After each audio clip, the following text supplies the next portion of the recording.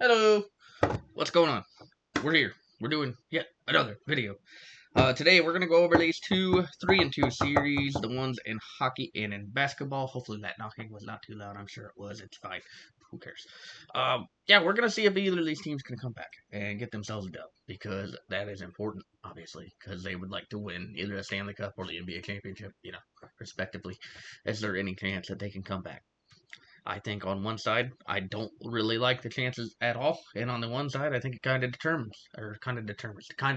on certain things. Uh, Quickly though, it is June, Men's Mental Health Month, so make sure that if you are feeling it, if you're feeling depressed or anything like that, please go seek help. Y'all, if you're here, if you're here watching these videos, I appreciate you. You matter to me, so hopefully that is as much as I can give you here. But let's go ahead. Let's go start with some hockey. I don't really know hockey as well as I do any other sport, but I've been kind of trying to learn while I've been out watching all the other sports. And going off this NHL Finals, it's been between the Florida Panthers and the Edmonton Oilers. The Florida Panthers, it seems like they're the better team on paper, right? Because both games that Edmonton has ended up winning, it has gone to overtime. They have not been able to finish the job in regular time. The Panthers have pulled away in two of these games to the point where they just looked absolutely dominant. Every time that the first period ends, it seems that Panthers are up at least 2-0. And I think that's an important thing to note here because the Florida Panthers, I think, are the more dominant team. The Oilers have some very, very good players. Like they have Leon Draisaitl, they have Connor McDavid, Evan Bouchard. I'm very aware of these guys at the very least, right? Their biggest issue for me, and maybe I'm completely wrong, so maybe somebody will have to like pull that up for me. It seems to be that they are struggling in the net quite a bit. They have both. It looks like Calvin Pickard and Stuart Skinner in the net, and it looks like their save percentages are both a lot worse than what Florida's going with Sergei Bobrovsky. I think that could be a really big issue there, right? Because you're looking at the Panthers. They have scored a total of 3 goals in every single game, at the very least. And Edmonton has failed to score more than two in a couple of them. You're going back to Florida tonight. I don't know if I love your chances on winning this thing. I think Florida Panthers and Brad Marchand, who has been absolutely phenomenal in the Stanley Cup Finals, I think they will probably put them away tonight.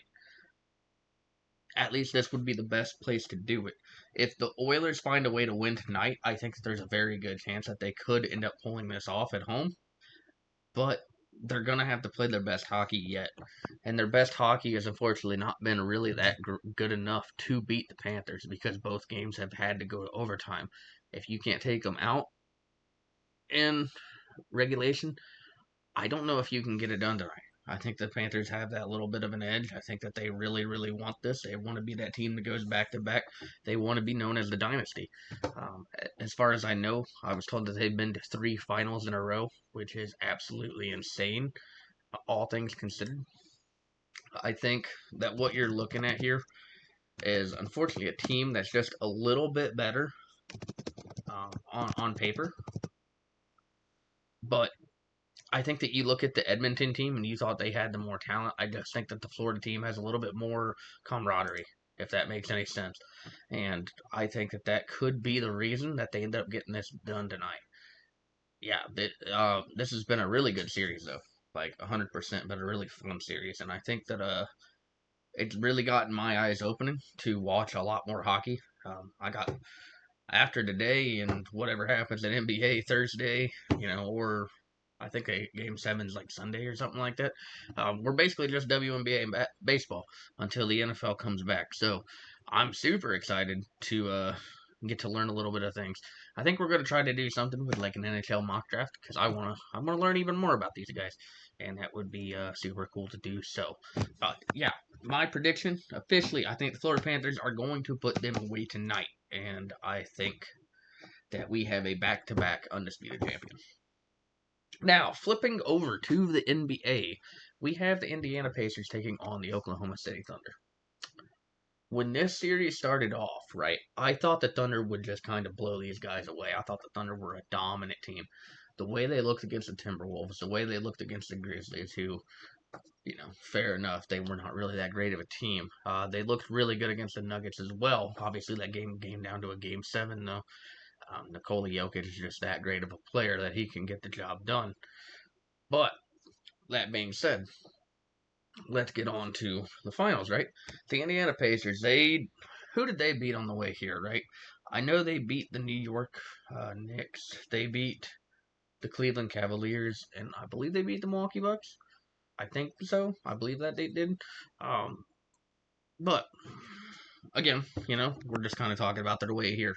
Indiana, game one, they won off of a last-second shot from Tyrese Halliburton. Game two was a little bit more of what was expected to happen, right? As our guy, Shai Gilgeous-Alexander and the Thunder kind of went in. They handled business. They got the dub, and that was an important win for them for sure because you need to get one at home at the very least. Now they went back to Indiana. Indiana takes game three, game four. I know there's a little bit of controversy here with the officiating. I didn't watch quite enough to know. I'm going to be honest with you. I thought the Pacers kind of had it after the third quarter, so I just kind of shut it off, and I now regret that. Game 5 was kind of more what I expected. It was while it was a very close game, the Thunder seemed to kind of be in control the entire game. I know the third quarter got a little close, but the Thunder pretty much had it all from what it felt like. Jalen Williams, I know, had like 40 points. Whew, incredible night for him. Shai, I think, had a double-double, and I know Chet was looking okay at times. I don't know how well he did just to finish that game off. But now, I think the Pacers could absolutely come back in this game, or this series. But the problem is if Halliburton is actually hurt, I think this might be game, set, and match, and we close the door on Thursday. The thing is, the Pacers do have the advantage of being at home. They will not have that advantage game 7 if it comes down to it. Halliburton, from what I understand, it's kind of like a strain or something like that. So hopefully the MRI turns out well and we get him on the court because that would be a better way to finish this than an unfortunate injury. I would enjoy that a lot more than watching Tyrese be injured and it just be an easy night for the Thunder. I think that depends. Is the complete dependent here. Is if Halliburton is healthy, I think the Pacers have a shot at pulling this off. I don't, like we talked about in hockey, I don't really love Edmonton's chances. With Halliburton and the Pacers and how well they've played, I think that this team could definitely pull off the upset, right? Because in game 1, they pulled off the upset. In game 3, when they got it back home, they got the job done. I really think it really does come down to the Halliburton injury, and I understand just how good that team is. Like, game 3, I don't think it was Halliburton that was the game changer. What is his name? Benedict Mathurin, right? He had 27 points that night. He was playing an incredible game. And obviously, Andrew Nembhard, he can definitely take a game over at times. I've seen him do it. I think that you're kind of looking at it, right? Can this team kind of fluctuate without Tyrese, right? Tyrese did not have a phenomenal night from the field. I mean, those kind of things just happen, right? But Pascal Siakam can absolutely take over the court whatever he needs to. And he did a pretty good job of that last night. He went for 28, I believe it was. I know he was in the 20s. But, yeah, either way, I think that this one is completely dependent. Mostly dependent on if Tyrese Halliburton is able to play. I really like how the Thunder have played. And I would not be shocked if the Thunder, healthy or not, come out and win this game, right? Because they definitely could. That Thunder team is very, very good. They're very, very talented. And they've proven that all season long. And now they get the chance in the postseason. They're just kind of handling business. But yeah, tell me what your thoughts are on this. Because I truly do think that this series could go to a game 7 if Hallie's healthy. And maybe I'm completely wrong and this Pacers team just kind of comes back together, even without Hallie, and just kind of gets the job done. I think TJ McConnell would probably be the guy that would start. Maybe Mathurin would start because I think Nembhard is usually the starting 2 guard. But yeah, let me know what you think on that front. Do you really think that the Pacers can still win this game? Because they definitely could. I'm not completely counting them out because there's a reason why you're in the finals, right? And some of it has to be your bench play.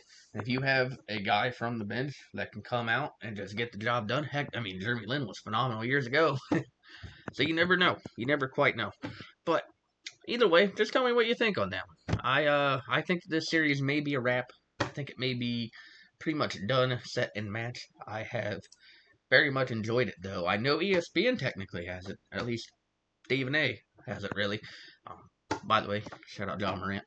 Um, I love that. That was awesome. But either way, yeah, I think that this series has been absolutely fun. I think it's been really cool to watch. I don't know what else to say. I'm I'm really happy to see new teams in the finals, and NHL definitely is not guilty of that because Edmonton and Panthers were there just last year. But they have Brad Marchand now over there in Florida, and he has been an absolute game changer. Along with, I think his name was Sam Bennett. I want to say, was that his name? I think his name was Sam Bennett. I'm going to get that completely wrong. Yes, Sam Bennett has been very, very good as well. I don't know. Do they have an MVP for the finals? I would assume they do. That would be pretty cool. I know that they're probably going to be drinking beers from the Stanley Cup, which would be absolutely gas. I'm not going to lie. That sounds awesome. Except if that thing has not been cleaned, I don't know if I want to touch it. I personally don't know if I want to touch it. Somebody else that has been playing for years probably wants to. But that being said, yeah, I think that the series, I think that one is probably pretty cut and dry. And if I'm wrong, I'm wrong. You know, no bias in the fight here. And on the flip side, also no bias in the fight here. But I think Thunder have a very better chance of winning it. I think they have a chance of wrapping it up. And I really like their options. I really like the chances. So hopefully they get it done. Hopefully it's good. That's the important part. That's what we want. But that being said, if you liked it, give it a big fat like. Comment, tell me I'm ugly or something, and make sure to subscribe. Tell your friend, tell your neighbor, tell that guy that you saw down the street the other day, hey, watch that Cody Lear guy. He's sometimes funny. Or he's not. But he's kind of nerdy, so you should still watch it. Yeah, either way. Either way, I appreciate you so very much, and I hope you have a wonderful rest of your day. I'll see you next time.